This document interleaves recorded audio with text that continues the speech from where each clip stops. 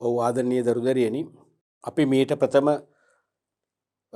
මෑත දිනකදී ඉදිරිපත් කළ පාඩම් පරිච්ඡේද මගින් සාකච්ඡා කරමින් හිටියේ මානව සම්පත් කළමනාකරණය කියන ඉතා දීර්ඝ ඒ වගේම අගනා පාඩම් ඒකකයට අදාළ 2000 වසරෙන් පස්සේ මෙතෙක් නව නිර්දේශය මෙන්ම පැරණි නිර්දේශ යටතේ යොමු වෙච්ච විභාග ප්‍රශ්න සාකච්ඡා කිරීම. අපි එහිදී විභාගයට නිතර යොමු වෙන සංකල්ප නැත්නම් 16 වන පාඩම් මේකකේ මොන වගේ පාඩම් අපි කරානේ 12ක් ඒ 12 මොන වගේ පාඩම් වලින්ද මොන වගේ විෂය කරුණු වලින්ද නිතර ප්‍රශ්න අහන්නේ වැඩිපුර බර තබන්නේ කියලා අපි හඳුනගත්තා. ඒ ප්‍රශ්න අහන ස්වරූපය අපි දැක්කා.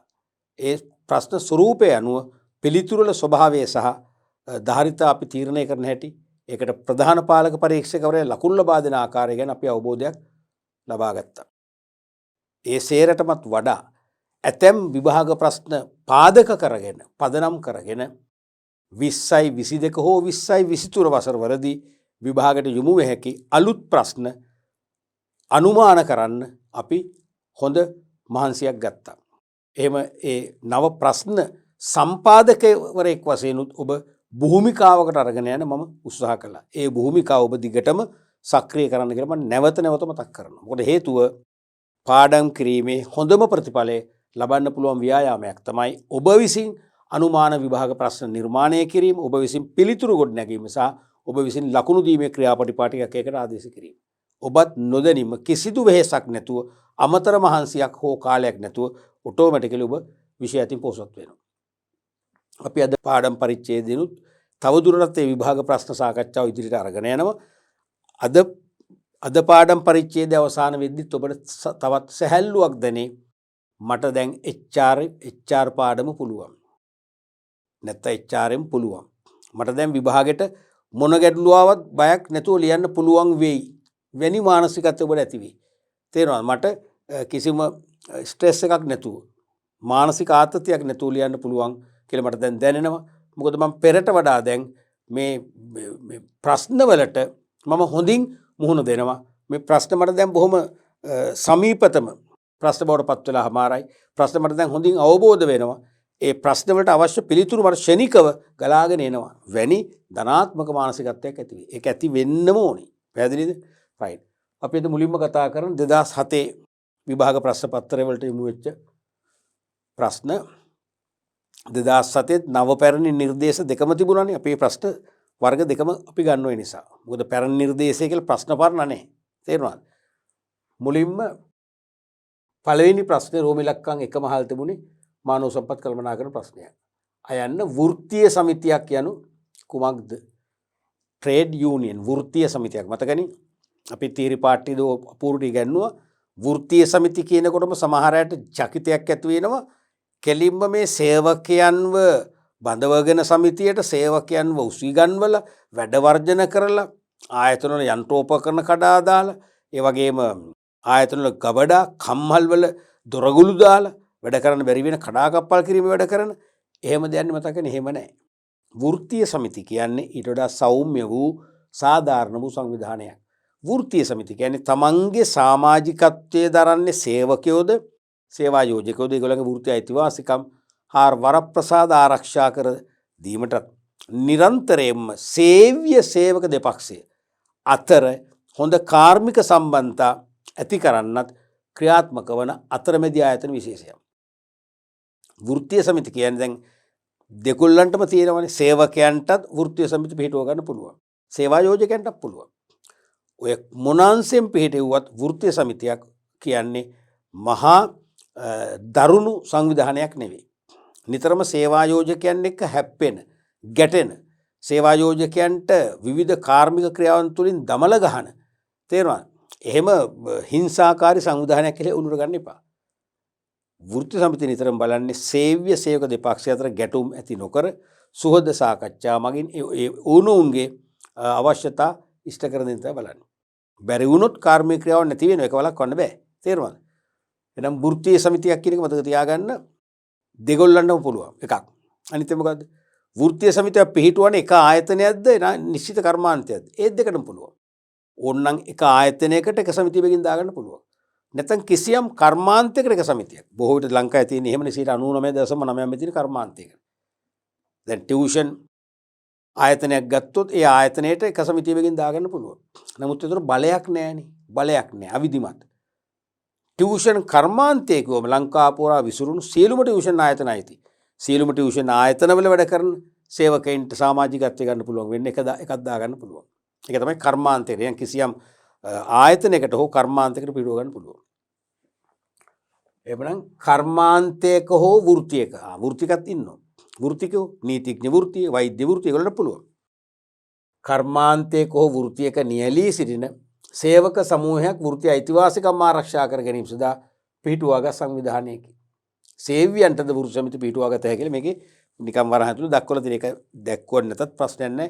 ලකුණු සම්පූර්ණ ලකුණු ගන්න පුළුවන්. ලකුණු එකම මේ වගේ අදහසක් තියෙනවා. කිසියම් කර්මාන්තයක හෝ වෘත්තියක නියැලී සිටින සේවක සමූහයක් වෘත්ති අයිතිවාසිකම් ආරක්ෂා කර ගැනීම සඳහා පිහිටුවාගත් සංවිධානය. ඉතින් මේක තමයි වෘත්ති සමිතියක සාධාරණ අර්ථකථනය. නමුත් මෙයම විය යුතු නැහැ. මීට වඩා තව හොඳ අර්ථකථන දෙන්න පුළුවන් 1935 අංක 14 දරන වෘත්ති සමිති ආඥාපනතෙන් දීපු අදහස් අපි සම්බන්ධ කරගත්තා. මේක අපිට දාන්න පුළුවන් එක්කෝ යම් ආයතනයක හෝ එකක වෙන්න පුළුවන් කිව්වනේ. ආයතනයක හෝ කර්මාන්තයක හෝ නැත්තම් වෘත්තියක. වෛද්‍ය වෘත්තිය, ඉංජිනේරු වෘත්තිය, නීතිඥ වෘත්තිය වගේ වෘත්තියක්. වෘත්තියකට දාගන්න පුළුවන්. ආයතනයක හෝ කර්මාන්තයක හෝ වෘත්තියක නියැලී සිටින සේවකයින් සමූහයක් කියලා ගොත් කමක් නැහැ. ඕනනම් දෙපැත්තම ලියන්න පුළුවන් සේවකයින් හෝ සේවා යෝජකයින්. දෙපැත්තම ලියන්න පුළුවන් සේවකයින් හෝ සේවා යෝජකයින් සිය වෘත්ති අයිතිවාසිකම් ආරක්ෂා කර ගැනීම සඳහා පිහිටුවාගත් ස්වේච්ඡා සංවිධානයක. නිකන් සංවිධානය නේ ස්වේච්ඡා. මේ ඇයි මේ ස්වේච්ඡා කියන්නේ? ස්වේච්ඡා කියන්නේ වෘත්ති සමිති ආඥාපනතින් හෝ වෙනයම් හෝ කම්කරු නීතියකින් කිසිම ආයතනයකට කිසිම වෘත්තිකයකට කිසිම කර්මාන්තයකට බල කරලා නැහැ. හැම දෙනාම වෘත්තීය සමිතියක් පිහිටුවගෙන සමාජිකත්වය ගත යුතුයි කියලා බල කිරිල්ලක් නැහැ.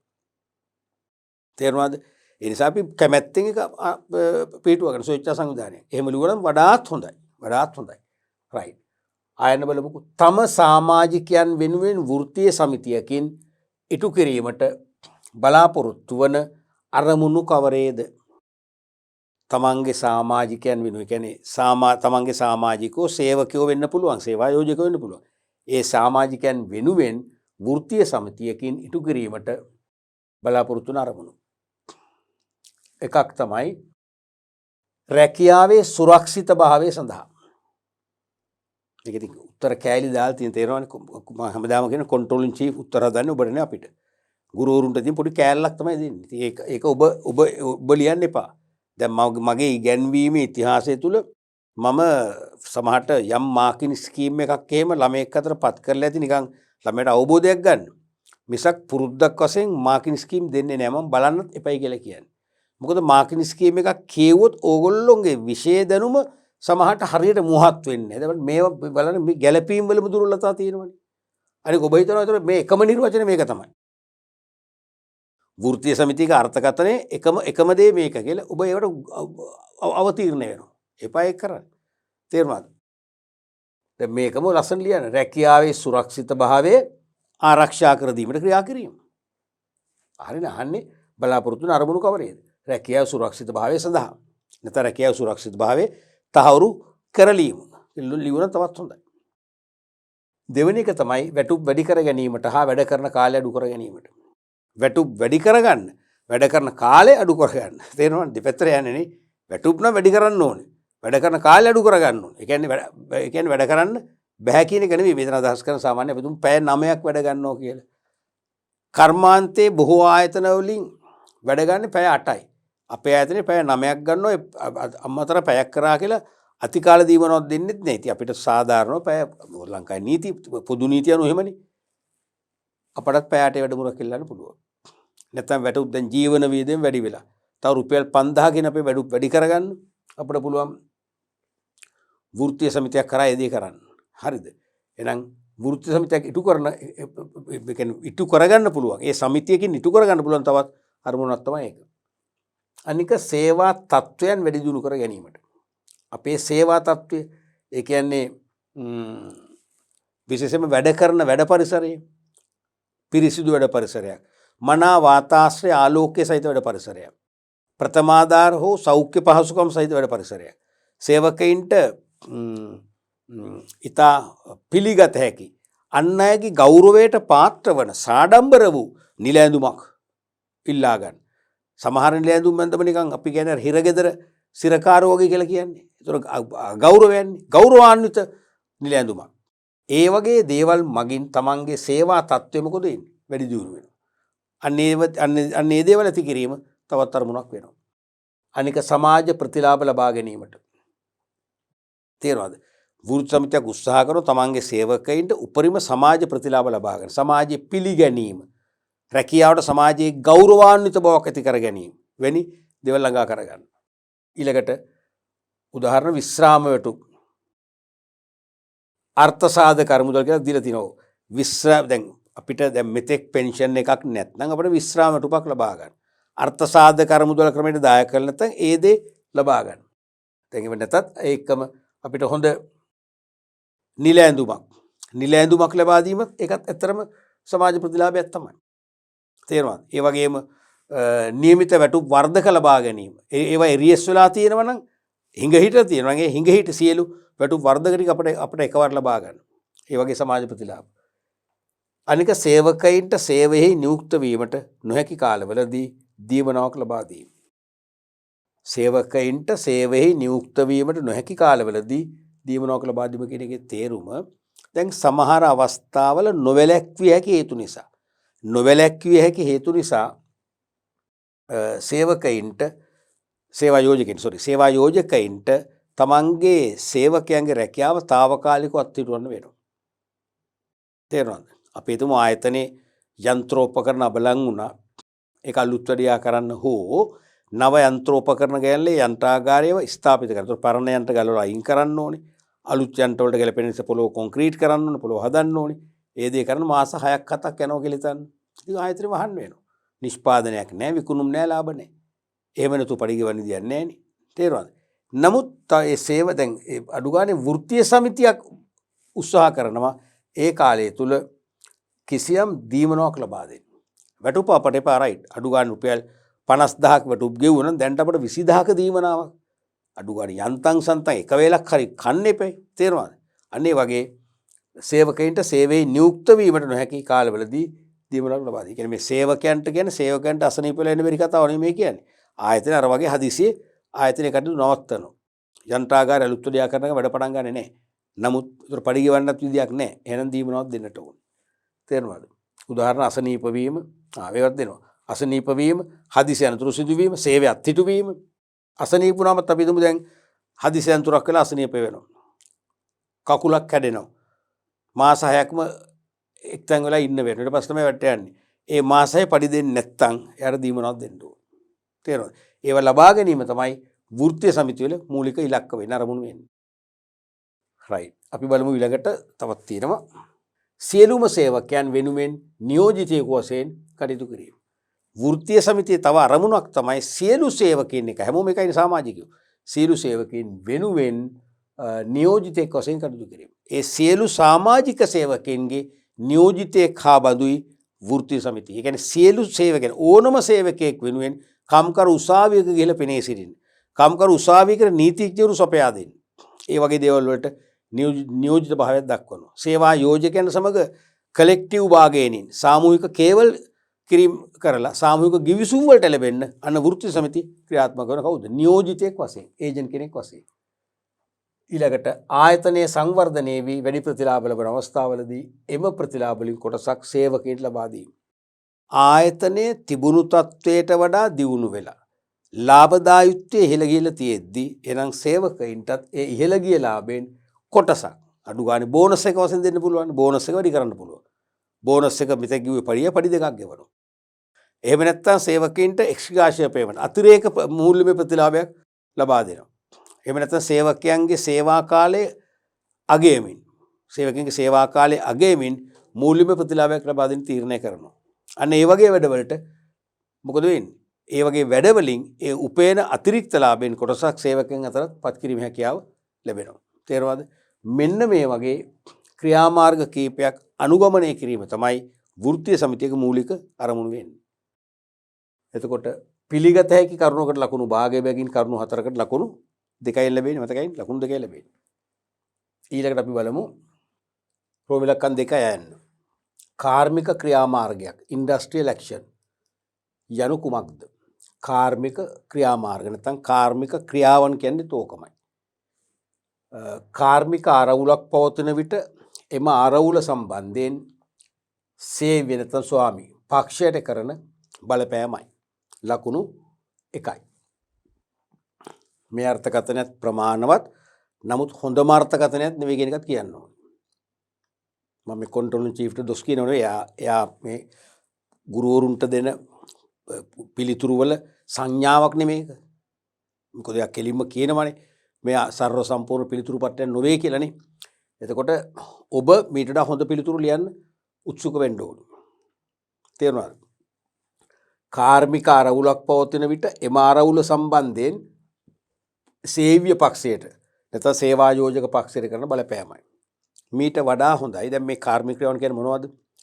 සේවකයන් Tamanගේ ඉල්ලීම් නොලැබෙන විට නැත්නම් තම සේවක අයිතිවාසිකම් වරප්‍රසාද සාකච්ඡා මාර්ගයෙන් විසඳ ගන්න බැරි වුණොත් තේරුණාද? සුවද සාකච්ඡා මාර්ගයෙන් විසඳ ගන්න බැරි වෙනවා කියන්නේ එතන ඇති වෙන්නේ මොකද්ද? කාර්මික ආරවුල.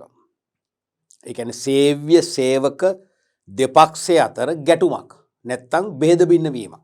ඒකට අපි කාර්මික ආරවුලක් කියලා කිව්වේ. තේරුණාද? එහෙනම් සේවකයින්ට තම අයිතිවාසිකම් මහා වරප්‍රසාද සුවද සාකච්ඡා මගින් විසඳා ගන්න බැරි වූ කල සේවා යෝජකයින්ට බලපෑමක් කිරීමට වෘත්තීය සමිති හරහා නැත්නම් වෘත්තීය සමිති මාර්ගයෙන් ගනු ලබන විවිධ වූ ක්‍රියාමාර්ග නෛතික ක්‍රියාමාර්ග තමයි කාර්මික ක්‍රියාමාර්ග කියන්නේ. නෛතික ක්‍රියාමාර්ග. ඇයි මේ නෛතික ක්‍රියාමාර්ග කියන්නේ? මේවා නීත්‍යානුකූලයි. මේ වගේ ක්‍රියාමාර්ග ගත්ත කියලා සේවකයන්ට සේවයෙන් පහ කරන්න දඬුවම් දෙන්න බෑ. මොකද වෘත්තීය සමිතියක් විසින් සේවා යෝජකයන්ට එරෙහිව යම් කාර්මික ක්‍රියාවක් දියත් කළොත් ඒක නීත්‍යානුකූලයි. සේවා යෝජකයන්ට කිසිසේත් සේවකයන්ට එරෙහිව ඇක්ෂන් එකක් ගන්න බෑ. එහෙම ලියුණනම් වඩා හොඳයි. කමක් නැහැ ඉතින්. කාර්මික ආරවුලක් පවතින විට එම ආරවුල සම්බන්ධයෙන් සේවා යෝජක පක්ෂයට සේවක පක්ෂයෙන් නැති කරන බලපෑමකුත් ඇති. ඒක තමයි කාර්මික ක්‍රියාවන් කියන්නේ. ඒතර විවිධ වූ කාර්මික ක්‍රියාවන් තියෙනවා. ඒක ආයෙත් අහන්නේ එකයි බහුලව භාවිතා කරන විවිධ කාර්මික ක්‍රියාමාර්ග පැහැදිලි කරන්න. බහුලව භාවිතා කරන විවිධ කාර්මික ක්‍රියාමාර්ග පැහැදිලි කරන්න. පැහැදිලි කිරීම සහිත කරුණකට ලකුණු භාගය බැගින් කරුණු 4ට ලකුණු 2යි. අන්න පැහැදිලි කිරීම ඕනේ මේකේ. දැන් මේ තියෙන්නේ පැහැදිලි කිරීම නෙවෙයි පොයින්ට් එක විතරයි. කරුණ විතරයි. කෙටියෙන් පැහැදිලි කරන්න ඕනේ. එකක් තමයි අකුරට වැඩ කිරීම. වර්ක් රූල් කියලා අපි ඉගෙන ගත්තේ මතකද? අකුරට වැඩ කිරීම කියන්නේ මොකද්ද? ඒ කියන්නේ සේවා දායකයා තමන්ගේ තනතුර අනුව අනිවාර්යයෙන්ම කළ යුතු මූලික රාජකාරීන් ටික තියෙනවනේ. ඒ ටික කරනවා. ඒ වෙනකොට රාජකාරී පැහැරහැරිය වෙනවනේ. එතකොට ඒක විනය ක්‍රියාමාර්ගයට යන්න වෙනවනේ. ඒ නිසා තනතුරකට අදාළ මූලික ක්‍රියාමාර්ග නොපිරහිලා එදා වගේම කරනවා. හැබැයි අමතර ක්‍රියාමාර්ග වලින් ඈත් වෙනවා. නැත්නම් අවශ්‍යතාවය අනුව අවස්ථාව අනුව සොයලා බලලා තමන් අතින් යුතුයකමක් වශයෙන් කළ යුතු අතිරේක සේවාවන් එහෙම තියෙනවා. ඒව අත ගහන්නේ. ඒක තමයි අකුරට වැඩ කිරීම කියන්නේ. එතකොට බොහොම කෙටියෙන් ලියුවනම් ඇති තම තනතුරට අනුව පැවරී ඇති මූලික රාජකාරීන් වල පමණක් යෙදීමයි. හොඳටම ඇති. දෙවෙනි එක තමයි සෙමින් වැඩ කිරීම. ගෝ ස්ලෝ කියන එක. සෙමින් වැඩ කිරීම. ඒ කියන්නේ වැඩ කරනව නොකර ඉන්නේ නැහැ. තනතුරට අයිති මූලික කාර්යයන් වේවා අතිරේක කාර්යයන් වේවා කළමනාකාරීත්වය තමන්ගෙන් අපේක්ෂා කරන තමන්ගේ ඉල්ලා සිටින සීලුම කාර්යයන් කරනවා. හැබැයි කරන්නේ මන්දගාමී. ඒ කියන්නේ નિયમિત වේලාව තුල ඒ નિયમિત කාර්යයන් නිම නොවන ආකාරයෙන් නැත්නම් වැඩ ඉතුරු වන ආකාරයෙන් තමයි වැඩ කරන්නේ. වැඩ ඉතුරු වන ආකාරය. ඒක තමයි සෙමින් වැඩ කිරීම කියන්නේ. එහෙමනම් කෙටියෙන් කොහොමද පැහැදිලි කරන්නේ? මන්දගාමීව සේවේදිමින් නියමිත කාර්යන් ඉටු කිරීමට දීර්ඝ කාලයක් ගැනීම. මුද්දටම ඇති. මන්දගාමීව සේවේදීමෙන් යෙදමින් නියමිත කටයුතු නිම කිරීමට වැඩි කාලයක් ගත කිරීම. නැත්නම් වැඩි කාලයක් නාස්ති කිරීම මුද්දටම ඇති. ඊළඟට පිකටින් කිරීම. පිකටින් කිරීම.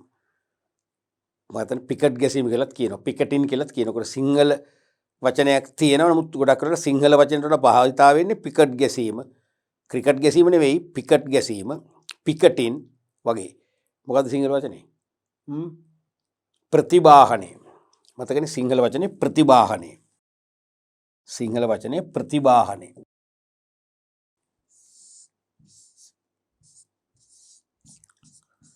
ප්‍රතිබාහනය.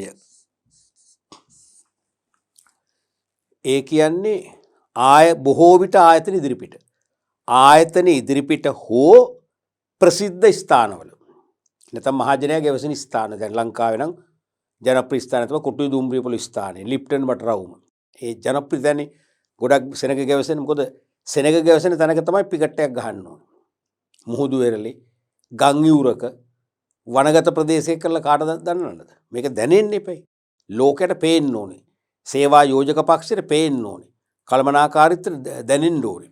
ඒ නිසා ආයතන ඉදිරිපිට හෝ ප්‍රසිද්ධ ස්ථානයක කෑම පැය හෝ එවැනි කෙටි කාලයක් තුළ කෑම පැය බොහෝ විට කෑම පැය අල්ලන්නේ. ඒතර මුකුත්ම ඇක්ෂන් එකක් ගන්න බෑනේ. තමන්ගේ නිවාඩු වෙලාවනේ. නැත්තම් කෑම කාලා සමහරට අමතර පැයක්. කෑම පැයදී හෝ නැත්නම් එවැනි කෙටි කාලයක් තුළ සටන් පාට රැගත් ස්ලෝගන්ස් සටන් පාට රැගත් පෝරු සහිතව කෙටි කාලීනව වැඩවැරීමක් කරොත් සාමකාමී ලෙස වැඩවැරීමක් කරොත් ඒක තමයි පිකටින්නක් කියන්නේ. ඒ වගේ අදහසක් ඉල්ලුවන හොඳටම ඇති. ඊළඟට වැඩ වර්ජනය කිරීම. ස්ට්‍රයික් කියන එක. වැඩ වර්ජනය කියන්නේ එක්කෝ පාලක පක්ෂය වෙත කලින් දැනුම් දීලා වරුවක් හෝ දිනක් නැත්තම් දැනුම් නොදී හරි ඉල්ලීම් ඉටුවන තෙක් සම්පූර්ණයෙන්ම සේවයට වාර්තා නොකර සිටීම. රැකියාවට වාර්තා නොකර සිටීම තමයි වැඩ වර්ජනය කියන්නේ. ඒ වගේ කෙටින් ලියුම ඇති. වැඩ මගහැරීම. වැඩ මගහැරීම. ඒ කියන්නේ මොකද්ද? වැඩ මගහරිනවා කියන්නේ බොයිකොට් කියන එක. ඒ කියන්නේ හිතාමතාම තමන්ට තනතුරට දාල කාර්යයන් කළ හැකි නමුත් නොකර ඉන්නවා. අපි කියන්නේ කට්ටි පනිනවා කියලා. තේරුණාද? ඒ අදාළ රාජකාරිය එරියස් වෙන ලෙස ඒ රාජකාරිය හිඟවන ආකාරයෙන් වැඩවලින් බැහැරව ඉන්නවා. ඒකත් එක්තරා වෘත්තීය ක්‍රියාමාර්ගයක්. අනිත් එක තමයි වැඩ නොකර සිටීම. දැන් මෙතන වැඩ මගහැරීමයි නොකර සිටීමයි දෙකක් බොහොම ළඟින් යන සංකල්ප දෙකක්. වැඩ මගහැරීම කියන්නේ කරනවා හැම වෙලාවෙම පුළුවන් නම් වැඩ නොකර ඉන්න පුළුවන් නම් නොකර ඉන්න තමයි බලන්නේ. කට්ටි පනින්න තමයි බලන්නේ.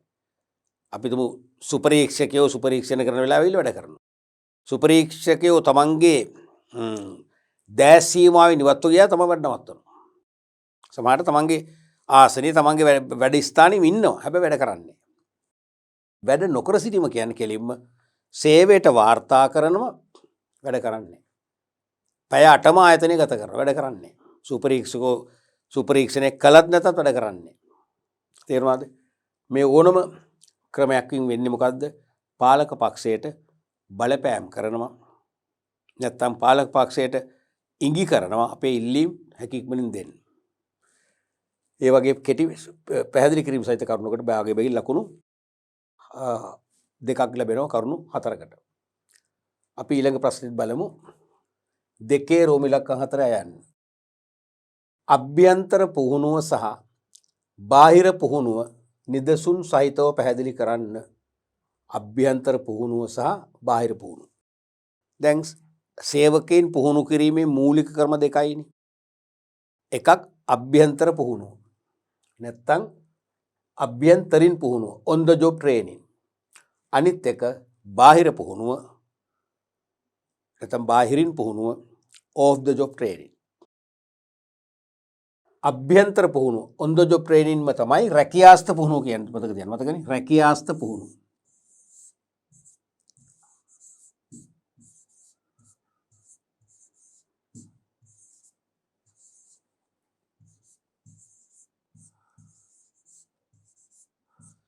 රැකියාස්ථ පුහුණුව කියන්නේ රැකියාව ආශ්‍රිතව ලබා දෙන පුහුණුව කියන එක තමයි කෙටියෙන් කියන්නේ රැකියාස්ථ පුහුණුව. මේ කියන්නේ සේවකයා වැඩ කරන කාලය තුල ආයතනයේ තුලම ලබන පුහුණුව හෝ රැකියාව කරන අතර අර්ධකාලීනව පිටස්තර ආයතන මගින් ලබන පුහුණුව. මේ දෙවෙනි කොටස තියෙනවනේ. ඒ කොටසට වඩා හොඳම අර්ථය තියෙන පළවෙනි කොටසේ. සේවකයා වැඩ කරන කාලය තුල ආයතනයේ තුලම ලබන පුහුණුව කියන එක වඩා හොඳයි. එහෙම නැත්නම් රැකියාව කරන අතර part time අර්ධකාලීනව පිටස්තර ආයතනයක් මගින් පුහුණුවකුත් ලබා ගන්නවා. දැන් මේකත් හොඳම කතන්දරේ මේක නෙවෙයි. මීට වඩා පරිපූර්ණව මීට වඩා සරලව සහ පැහැදිලිව කියන්න පුළුවන් කොහොමද? on the job training රැකියාව තුලින් පුහුණුව. ඒ කියන්නේ මොකක්ද? නවකයා රැකියාවේ පිහිටුවනවා. නවකයාට රැකියාව බාර දෙනවා.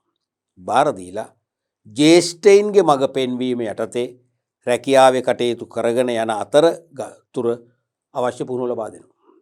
නැත්නම් පුහුණුව ලබා ගන්න අවස්ථාව සලසනවා. නවකයින්ට කෙලින්ම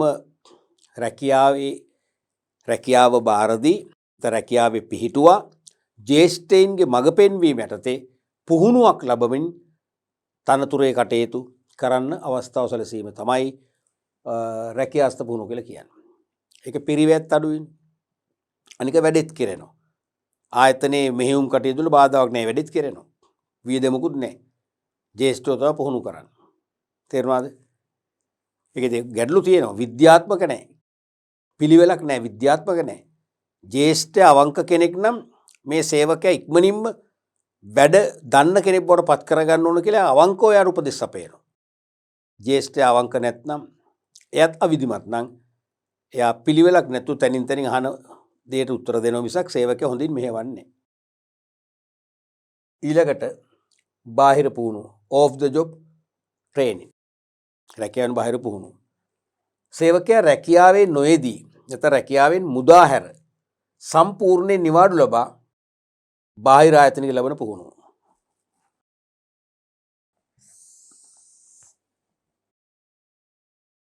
සේවකයා රැකියාවේ නොයේදී කමක් නැහැ ඒක නැත්නම් රැකියාවෙන් මුදා හැර.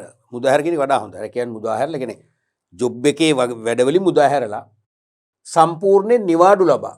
නිවාඩු ලබා කියන එක අත්‍යවශ්‍ය නැහැ. නිවාඩු කතාවක් නෙවෙයි. දැන් පුහුණුවක් වෙනවනේ. පුහුණුවක් කරනවා නිවාඩු නැහැ. මේ නිවාඩු කියන එක තරම් සාර්ථක නැහැ. මම දකින්නේ. තේරුණාද? ඒ ඉතින් රැකියාවෙන් මුදා හැරලා සම්පූර්ණයෙන්ම නිවාඩු ලබා බාහිර ආයතනයක ලැබෙන පුහුණුව. නිවාඩුවක් වෙන්නේ කොහොමද? නිවාඩුවක් නැහැ නේ. ඉතින් එයා ගෙදර ඉන්නේ නැහැ නේ. නිවාඩුවක් කියන අපි ගෙදර ඉන්නේ. අපේ ගමනක් යන්නේ නැහැ නේ. අපි තනතුරට අපේ කාර්යාලයේ තනතුරට පුටුවට ඇවිල්ලා වාඩිලා වැඩ නොකරට ආයතනයක අපි කොහොම හරි පුහුණුවක් ලැබනවනේ. ඉතින් ඒකත් රැකියාව හා සමානයි. නිවාඩු කතාව නැතුණා නම් තමයි හොඳ. මේක මීට වඩා පැහැදිලිව කියන්න පුළුවන් නේ. මොකද්ද? සිය තනතුරේ වගකීම් වලින් මුදාහැර එක හරි. මුදාහැර කියන කතාව හොඳයි. සිය තනතුරේ වගකීම් වලින් මුදාහැර ආයතනයේම පුහුණු අංශයක් හෝ බාහිර පුහුණු ආයතනයක් මගින් ලබා දෙන පුහුණුව. දැන් මේ සමහර අයගේ මතයක් තියෙනවා බාහිර පුහුණුව කිව්වම බාහිර ආයතනයකින් පුහුණුවක් ලබා දීම කියලා.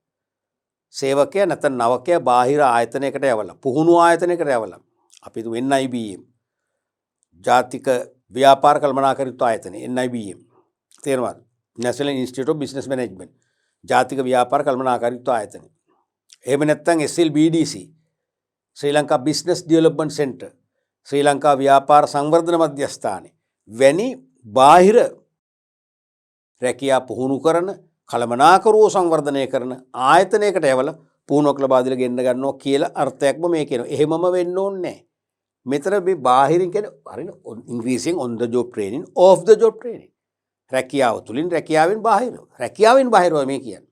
එහෙමනම් තනතුරේ වගකීම් වල යොදන්නේ නැහැ. ඒකෙන් මුදාහරලා ආයතනෙම තියෙන පුහුණු අංශයක්. දැන් පොලිස් දෙපාර්තමේන්තුව ගන්නකො. පොලිස් දෙපාර්තමේන්තුව බදව ගන්න නවකින් සියල්ලම ප්‍රසිද්ධම එකක් මොකද්ද? දැන් කීපයක තියෙනවා ප්‍රසිද්ධම එක Kalutara Katukurunda police training school එක. පොලිස් අභ්‍යාස ආයතනය. ඒතර ඒ පොලිස් අභ්‍යාස ආයතනයේ මම දන්නේ පීරියඩ් එක කොහොමද කියලා අවම වශයෙන් මම දන්නවා මාස 6ක් එතන ඉන්න ඕනේ. මාස 6ක් අවුරුද්දක් වගේ කාලයක් පුහුණුවක් ලබා දෙනවා. ඒක කිසිදු පොලිස් ස්ටේෂන් එකට ඔයගොල්ලෝ නියුක්ත කරන්නේ නැහැ. පොලිස් ස්ථානයක කිසියම් තනතුරක ඔයගොල්ලෝ පිළිහිටවල නැහැ. ඒවෙන් මුදහැරලා තියෙන්නේ. පුහුණුව ලබා දෙනවා. තේරුණාද? ඒතර බලන්න ඒක බාහිර ආයතනයක් නෙමෙයිනේ. පොලිස් දෙපාර්තමේන්තුවම පුහුණු අංශය. ඒකයි මම කිව්වේ එම ආයතනයේම පුහුණු අංශයකින් හෝ නැත්තම් අර වගේ NIBM SLBDC NITA වැනි බාහිර පුහුණු ආයතනයකින් පුහුණුවක් ලබා ගත්තොත් ඒ දෙකම රැකියාවෙන් බාහිර පුහුණු කිරීම. මෙන්න මේ වගේ ලියුවොත් වඩා හොඳයි. මොකද්ද? රැකියාවේ වගකීම් වලින්.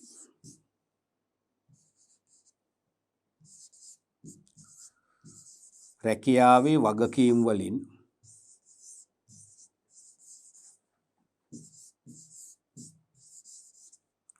මුදාහැර වචන හොඳ වචනයක්. මුදාහැරීමන්නේ කරන්නේ. මුදාහැරන කියන්නේ නිවාඩු නෙවෙයි. යා ට්‍රේනින් එකට යන්න ඕනේ. මුදාහැර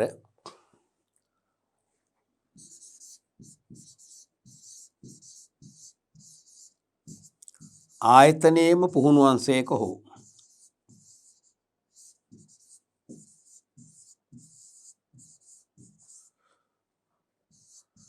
පුහුණු අංශයක හෝ බාහිර පුහුණු ආයතනයකින් ඒක අංශයක් නෙවෙයි ආයතනයක් අපේ ආයතනය නම් එක පුහුණු අංශයක් බාහිරන පුහුණු ආයතනයක් පුහුණු ආයතනයක් ඔන්න වරහතුරු මම දාන්නම් SLBDC NITA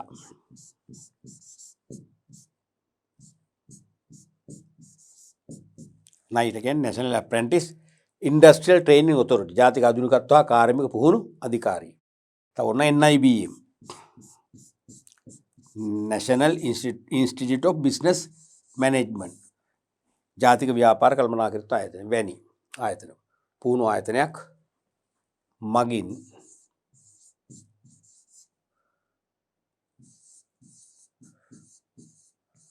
ලබා දෙන පුහුණුවයි.